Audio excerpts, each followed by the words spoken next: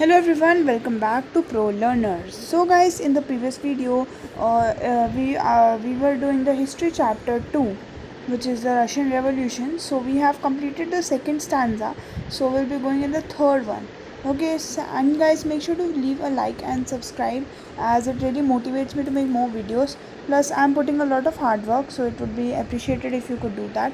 So the third one is the French Revolution in Petrograd. In the winter of 1917, conditions in the capital, what was the capital? Capital was Petrograd, were grim. The layout of the city seemed to emphasize the division among the people. The workers' quarters and factories were located on the right of bank of river Neva. So the workers' quarters and factories were located to the right of river Neva. That means where were the workers and factories located? To the right of river Neva. Okay. Then the next is that on the left bank were the fashionable areas and the Winter Palace. Where were the fashionable areas? Fashionable areas were on the left bank. And official buildings including the palace where the Duma met. Okay, they were also in the left bank only. In February 1917, food shortages were deeply felt in. Okay, so when were the food shortages deeply felt in February 1917. The winter was very cold and there had been an exponential frost and heavy snow. Okay. On 22nd February, a lockout took place in the factory on the right bank. When did the lockout took place on the factory on the right bank? On 22nd February. The next day, workers in 50 factories called a strike in sympathy. In many factories, women led to the way the strikes. This came to be called as the International Women's Day. What happened at the International Women's Day? At the International Women's Day, women led the way to strikes. That means there were many strikes happening with the workers were calling in. So women led the way to those strikes. That's why it is referred to as the International Women's Day. So this is the thing. Now we go on. This came a call to contest women. Demonstrating workers crossed from the factory to the center of the capital, the Navarsky Prophet. So what was the Navarsky Prophet? Navarsky Prophet was the center of the capital. Okay, Navarsky Prophet was the center of the capital. On Sunday, 25th February, the government suspended the Duma. So when was the Duma suspended? 25th February. Politicians spoke out against the measure. Demonstrators returned in the force of the streets and left the bank on 26th. So there was all of these demonstrators sitting in the bank. They left the bank on the 26th. On the 26th, and on the 27th, the police headquarters were recognized. When were the police headquarters recognized? On the 27th. The streets thronged with people raising slogans about bread, wages, and better hours of democracy. So still they were the peasants, which you talked about in the previous section, that their working hours were very long, plus the wage they were getting was very low, the working conditions were very poor. So that was still going on. So these people were still protesting about that. Okay. Now we come on further. The bread, wages, and betters. The government tried to control this situation, called and they had to call out the cavalry once again. However, the cavalry refused to fire on the demonstrants. So, as we have read that in the previous section, section number 2, we read that all of the demonstrants formed a militia in front of the Winter Palace, and the open firing was started on them, and many of them were killed. So this was who did that open firing? That open firing was done about from the cavalry. Cavalry. So they called the cavalry once again, but however the cavalry refused to fire on the demonstrators. An officer was to shoot at the barricades of regiment. So the cavalry also refused to shoot because they also thought that yes, they are protesting for the right thing. By the evening, strikers working had gathered from a sovereign or council in the same building as the Duma met. This was the Petrograd sovereign. So, what was the Petrograd sovereign? Petrograd sovereign when the striking workers had gathered from a sovereign or council in the same building where the Duma met. So, this was called as the Petrograd sovereign. The next day, a delegation went to see the Tsar. Military commanders advised him to abdicate. He followed their advice and abdicated on 2nd March. Sovereign leaders and the Duma leaders formed the provincial government to run the country. Russia's future would be decided by a constituent assembly.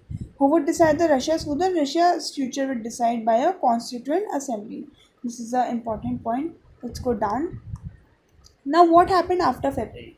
After February, the army officials, landowners, and industrialists were influential in the provincial government, but the liberals as well as the socialists among worked as an elected government. So, what happened after February? After February, army officials, landowners, and industrializers were influential in the provincial government. So, these people wanted that the government should be provincial government. But the liberals did not want it. Liberals wanted that the government should be the elected government. Okay.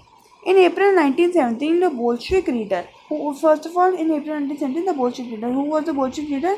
Vladimir Lenin, returned to Russia from his exile. He and the Bolsheviks has opposed the war since 1914. Now he felt it was the time of sovereigns to take power.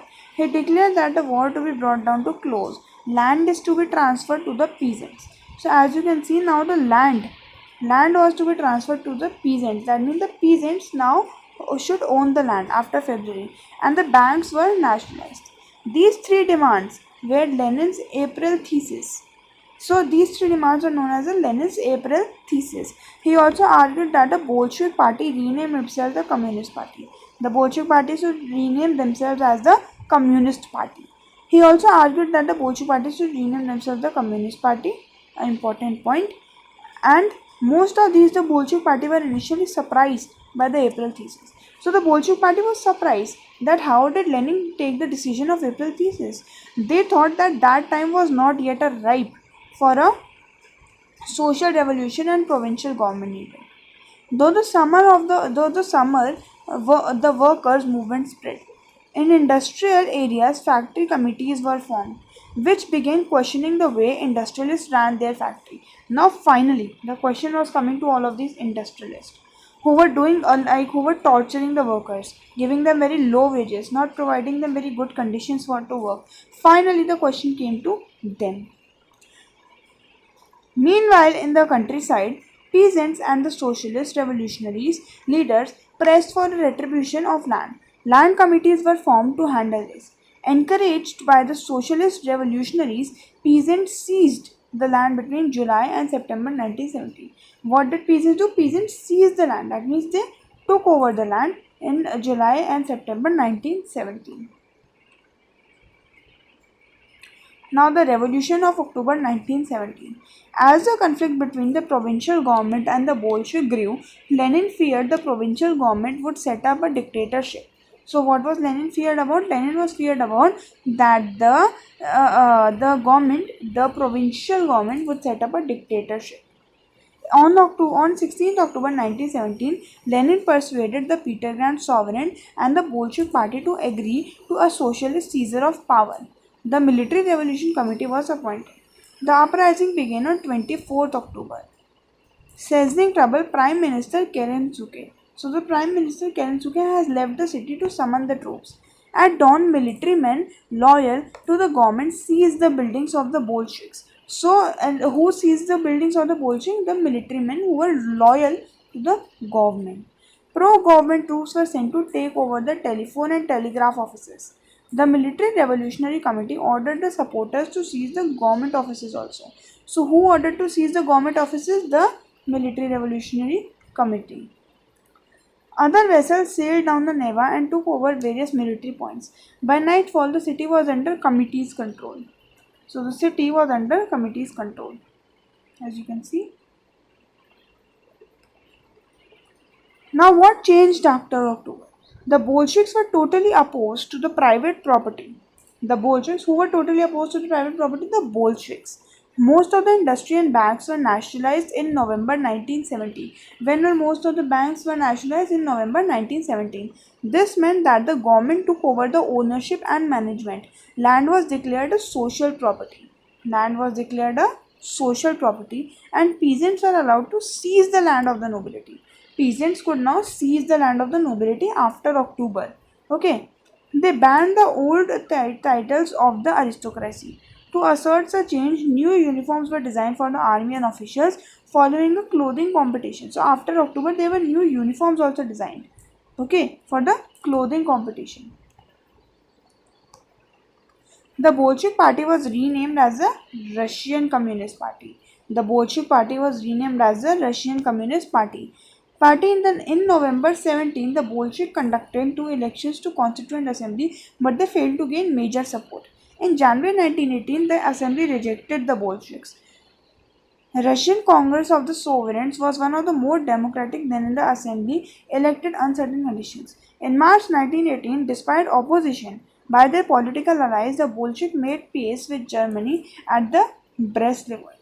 In the years that followed, the Bolsheviks came only the party to participate in the elections in all the Russian Congress of Sovereigns. So Bolshevik party was the only party which participated in the elections in the All Russian Congress of the Sovereign, which became the parliament of the country. So the All Russian Congress of Sovereigns became the parliament of the entire country. Trade unions were kept under the party control. Trade unions were kept under the party control. The secret police called the Cheka first. The secret police was called as the Cheka first, and later these OGPU and NKVD punished those who criticized the Bolsheviks. So these were the two groups which punished those who criticized the Bolsheviks. Many young writers and artists railed to the party because it stood for the socialism for change. After October 1970s, this led to the experiments in the arts and architecture, but many became discontinuous because of the censorship of the party encouraged.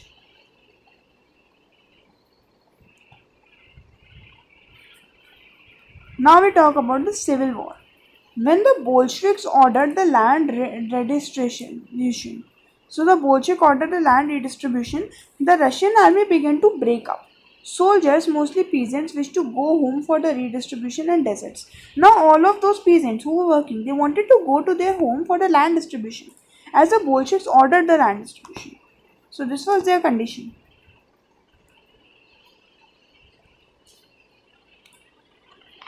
During 1918 and 1919, Greens, the Socialist Revolutionaries, and Whites, the Protasards, controlled most of the Russian Empire. So these were the two people who controlled most of the Russian Empire. Now we move on to the next paragraph. Supporters of the private property among White took harsh steps with the peasant who had seized the lands. Now we discussed above that peasants now could seize the land, but the supporters of the private property took very harsh steps, like they started to beat them when the peasants tried to seize the lands. Such actions led to the loss of popular support for the non-Bolsheviks. By the January 1920, the Bolsheviks controlled most of the former Russian Empire. To cooperate with the non-Russian nationalists and Muslim Jaddists, cooperations did not work where Russian colonists themselves turned into Bolsheviks. In Khiva, the Central Asia. So Khiva was where? Khiva was in Central Asia. Bolsheviks consistently, brutally massacred the local nationalists in the name of defending socialism. In this situation, many were confused about what the Bolshevik government represented.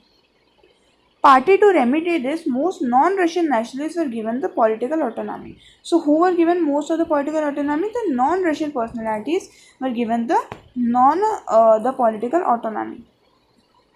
Now, here is also one important term: nomadism, like harsh discouragement of nomadism. Attempts to win over different nationalities were only successful. Now, making a socialist society. During the Civil War, the Bolsheviks kept industries and banks nationalized. So, the Bolsheviks decided that they will keep the industries and banks nationalized. They permitted the peasants to cultivate the land, which has been socialized. Okay, now the land and public properties were social. So, they allowed the peasants that they could now cultivate the land. A process of centralized plan was introduced. Official assets of how the economy could work and set targets for a 5-year period. On basis of this, they made the 5-year election plan. The government also fixed prices to promote the industrial growth of the first two plans. And this is what we actually follow. After like every 5 years, we do the election, right?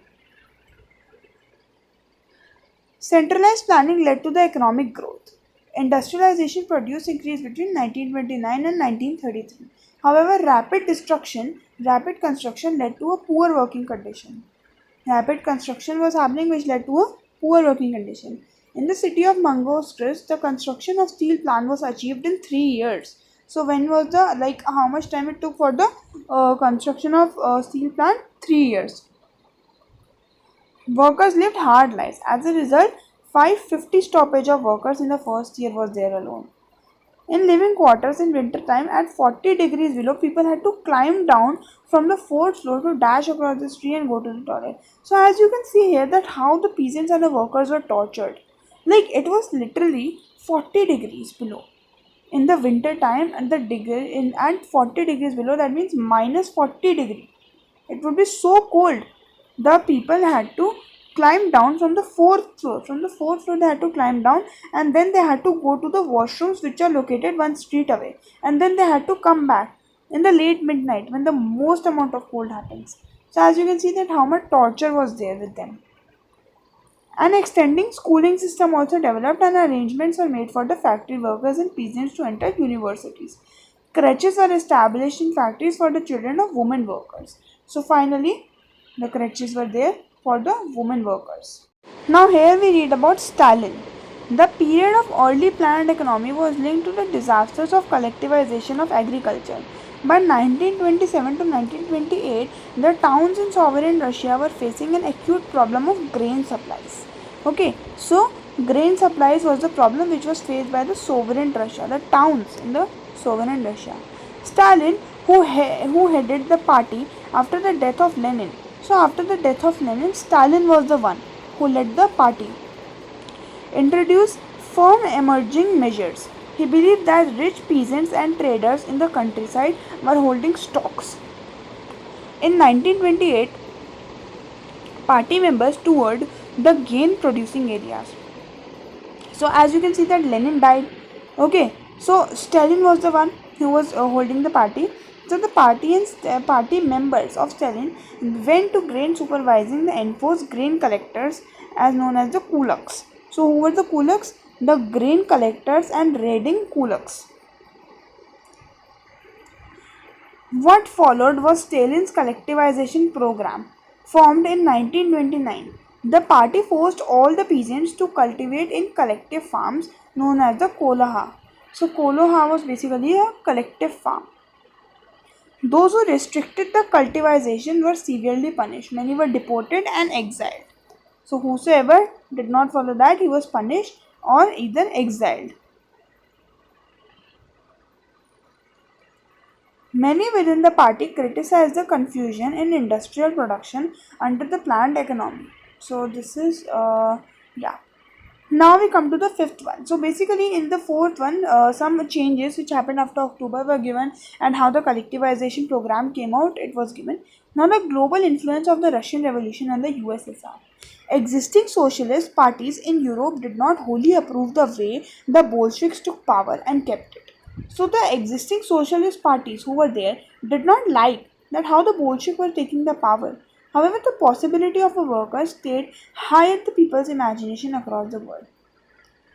Like this, the Communist Party of Great Britain, the Bolsheviks encouraged the colonial people to follow their experiments. Many non-Russians from outside the USSR participated in the Conference of the People in the East, and the Bolsheviks founded Crimean and International Union of Pro-Bolshevik Socialists.